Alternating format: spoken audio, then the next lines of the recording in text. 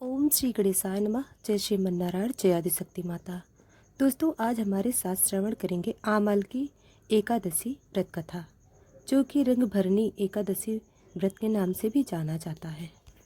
आज फाल्गुन शुक्ल पक्ष की एकादशी को काशी में रंग भरी एकादशी के नाम से भी जाना जाता है। एकादशी व्रत भगवान विष्णु को समर्पित है। मान्यता है कि इस व्रत को रखने या भगवान विष्णु की विधिवत पूजा करने से पापों से मुक्ति मिलती है। अंत में मोक्ष की प्राप्ति होती है। भगवान श्री हरि की कृपा से मन वांछित फल मिलता है। जाने आमाल की एकादशी व्रत की तारीख, पूजन मुहूर्त व व्रत पारणा का समय। आमल की एकादशी की तिथि हिंदू पंचांग के अनुसार आमल की एकादशी तिथि 9 मार्च 2025 7:45 पर प्रारंभ होगी और एकादशी तिथि का समापन 10 मार्च 2025 को सुबह 7:44 पर समाप्त होगी। उदया तिथि में आमल की एकादशी व्रत 10 मार्च 2025 को रखा जाएगा। इस दिन बाबा विश्वनाथ का विशेष श्रृंगार होता है और काशी में होली का पर्व काल प्रारंभ हो जाता है। पौराणिक मान्यताओं के अनुसार रंग भरी एकादशी के दिन भगवान शिव माता पार्वती से विवाह के उपरांत पहली बार अपनी प्रिय काशी नगरी आए थे। इस पर्व में शिव के गण उन पर व समस्त जनता पर रंग अबीर गुलाल उड़ाते खुशियां मनाते चलते हैं। रंग भरी एकादशी को आमल की एकादशी के नाम से भी जाना जाता है। यह एकादशी महाशिवरात्रि और होली के बीच में आती है। इस दिन आंवले के पेड़ की पूजा की जाती है। धार्मिक मान्यता है कि इस पेड़ के कण कण में भगवान का वास होता है। शास्त्रों के अनुसार पेड़ को खुद भगवान विष्णु ने जन्म दिया था। एकादशी व्रत भगवान विष्णु की कृपा पाने और मोक्ष प्राप्ति के लिए रखा जाता है। आमल की एकादशी को आमलक्य एकादशी भी कहा जाता है। आमलकी का मतलब आंवला होता है, जिसे हिंदू धर्म और आयुर्वेद दोनों में सर्वश्रेष्ठ बताया गया है।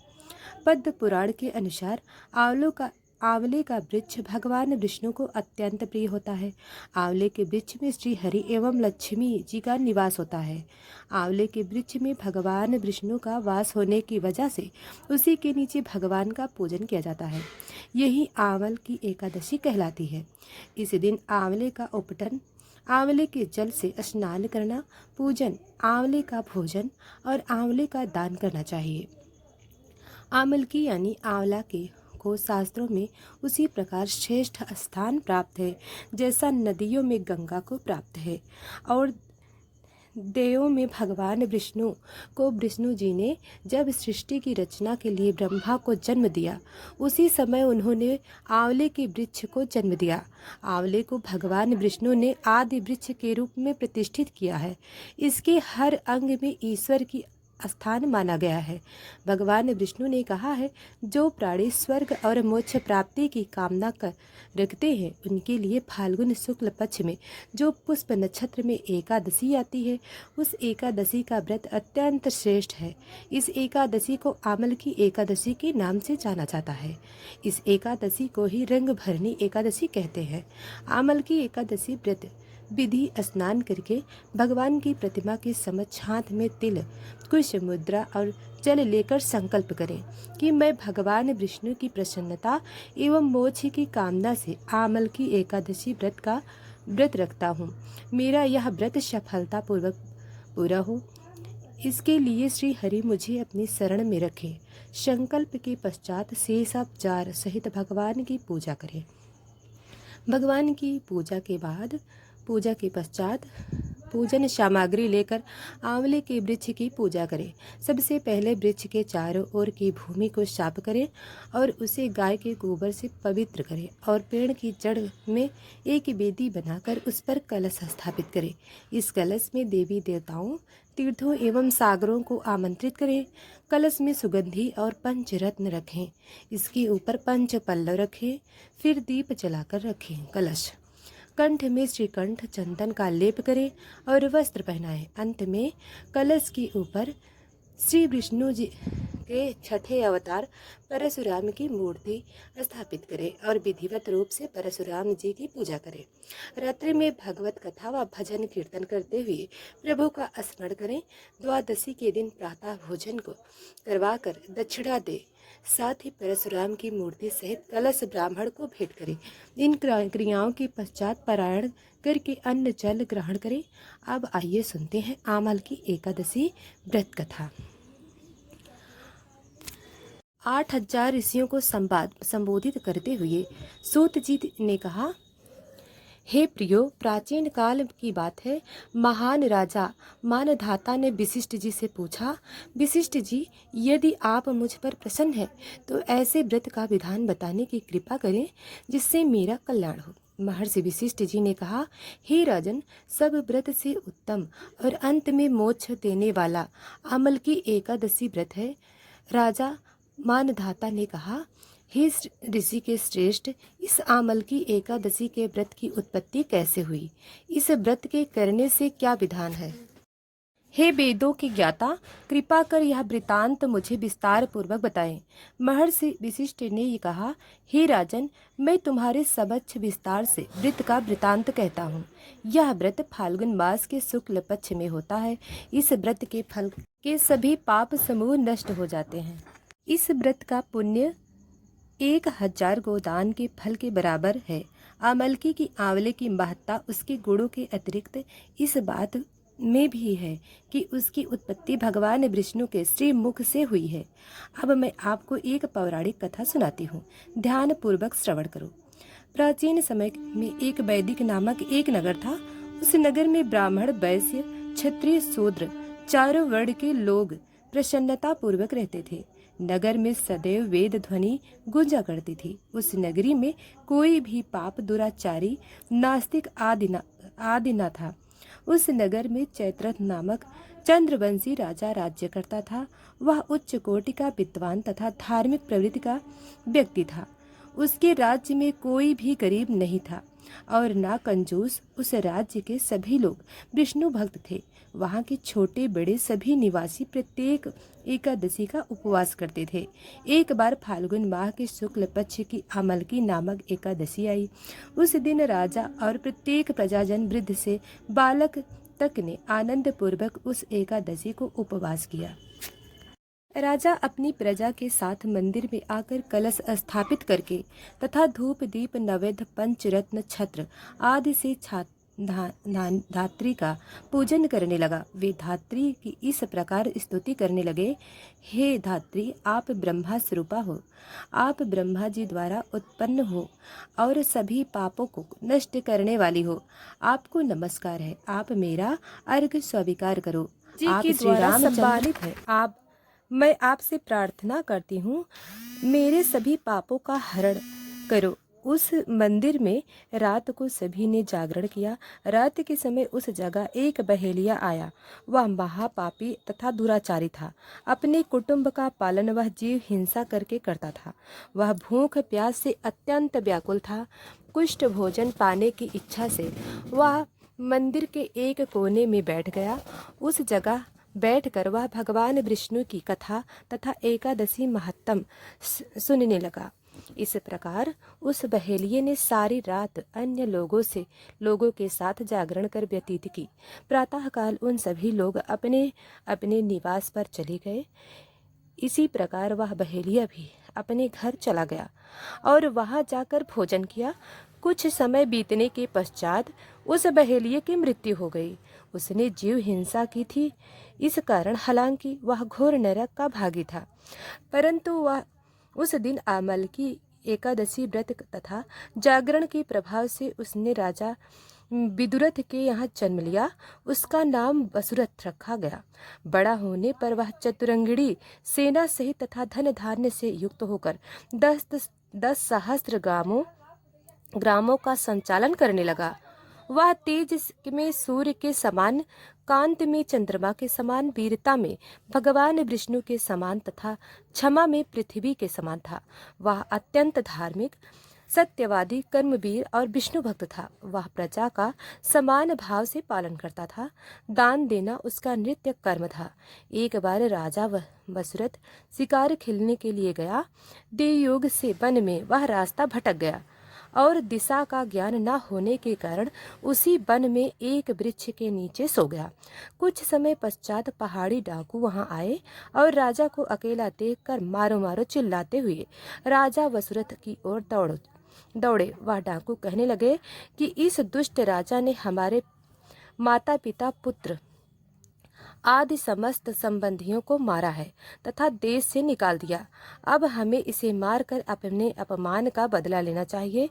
इतना कह वह डाकू राजा को मारने लगे और उस पर अस्त्र शस्त्र का प्रहार करने लगे।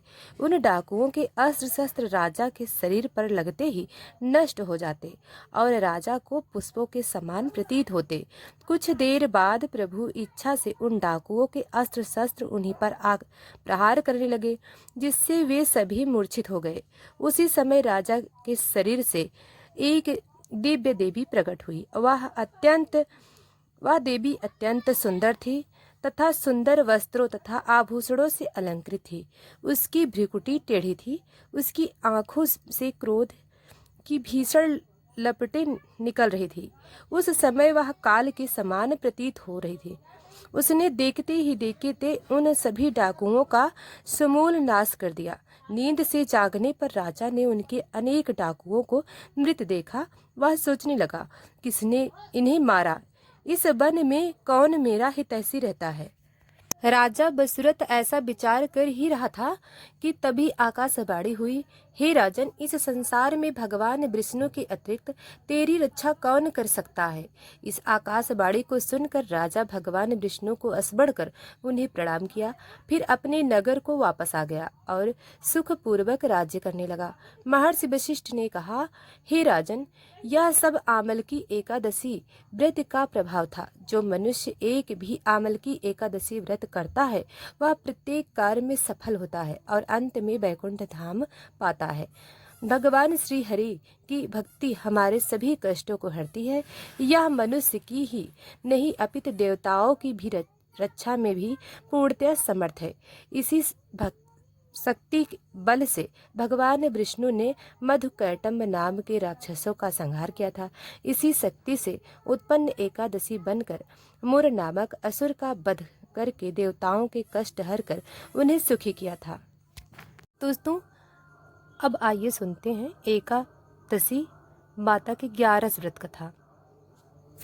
एक बार एक राज्य में एक राजा राज्य करता था। राजा बहुत ही बुद्धिमान और बलशाली था। राजा सदैव अपनी प्रजा का बहुत अच्छे से ध्यान रखता था। प्रजा भी अपने राजा को बहुत पसंद करती थी। राजा की 2 बेटियां थी। राजा अपनी दोनों बेटियों से बहुत प्रेम करता था। राजा की छोटी बेटी देखने में बहुत सुंदर और आकर्षक थी और राजा की बड़ी बेटी छोटी बेटी के मुकाबले थोड़ा कम सुंदर थी।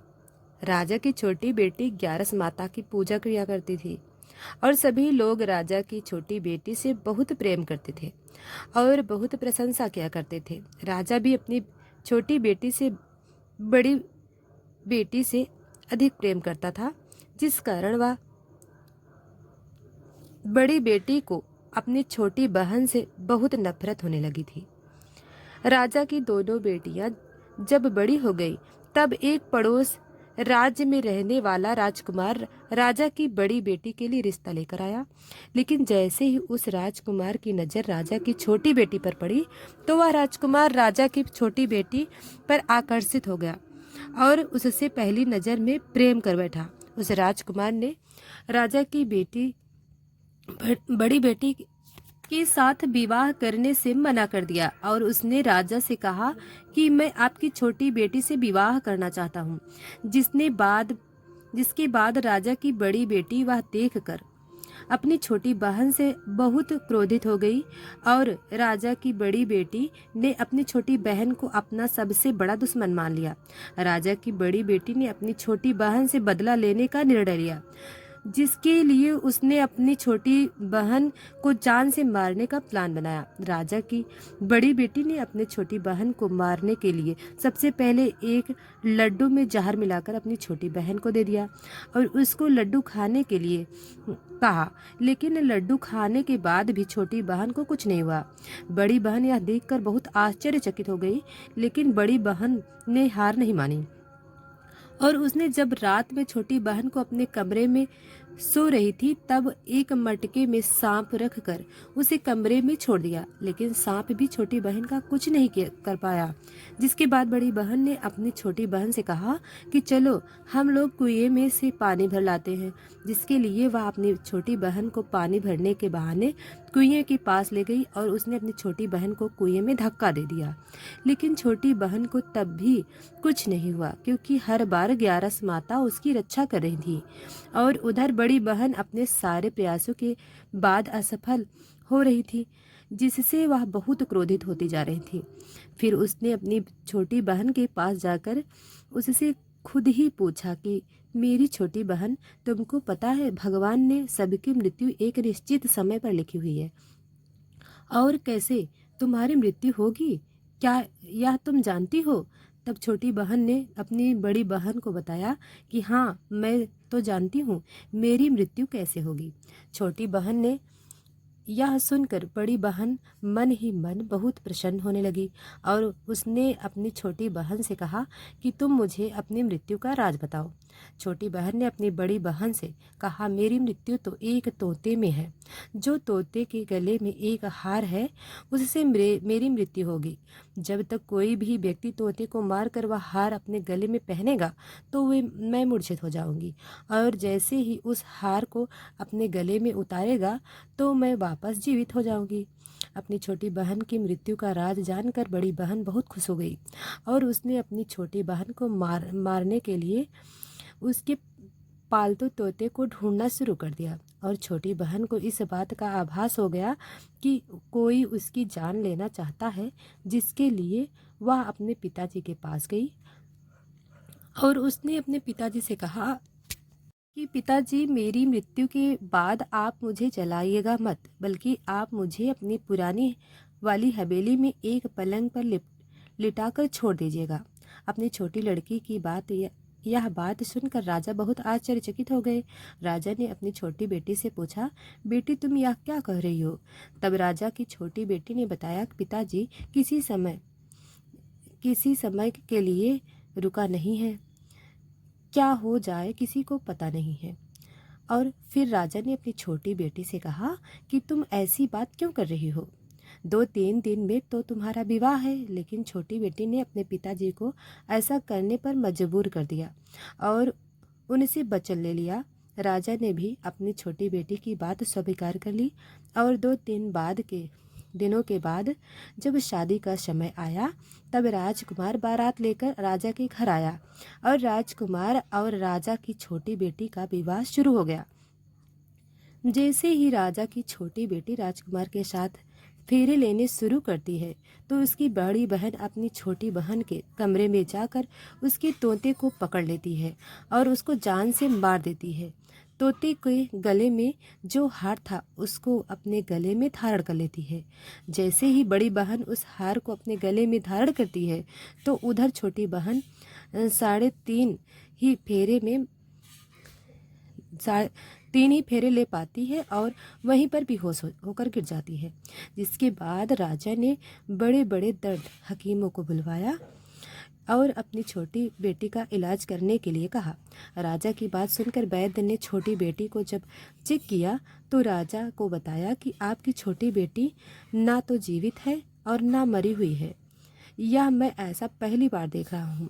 राजा ने वैद्य और हकीम को यह बात बाहर बताने से मना कर दिया और उनको कहा कि अगर तुमने यह बात किसी को बाहर बताई तो हम तुम्हें फांसी दे देंगे। राजा ने अपनी छोटी बेटी को पुरानी महल में ले जाकर एक पलंग में लिटा दिया और वहाँ पर कुछ सैनिकों को तैनात कर दिया। वापस अपने महल पर आ गया। राजा की बड़ी बेटी अपने पिताजी के पास आया और कहने लगी कि पिताजी, अगर यह शादी संपन्न नहीं हुई तो आपकी इज्जत का क्या होगा? आप कहें तो मैं आपकी इज्जत बचाने के लिए राजकुमार से शादी करने के लिए तैयार हूँ। जिसके बाद राजा ने अपनी बड़ी बेटी की बात मान ली और राजा ने बड़ी बेटी को छोटी बेटी के कपड़े पहनाकर मंडप में भेज दिया। लेकिन राजकुमार यह जान गया कि यह राजा की छोटी बहन नहीं, बल्कि यह राजा की बड़ी बेटी है। लेकिन जब राजकुमार ने शादी करने से मना किया तो सभी लोगों ने राजकुमार को विवश करके राजा की बड़ी बेटी से बचे हुए फेरे के संपन्न करा दिया और राजा विवाह करवा दिए। जिसके बाद राजकुमार राजा की बड़ी बेटी को अपने महल ले गया। राजकुमार राजा की बड़ी बेटी से ना तो बात करता, ना ही उसको पसंद करता था और ना ही उसके आसपास भटकता था। और राजकुमार ने यह फैसला लिया कि वह अपनी प्रेमिका को ढूंढकर रहेगा, यह जानकर रहेगा कि उसके साथ क्या हुआ है।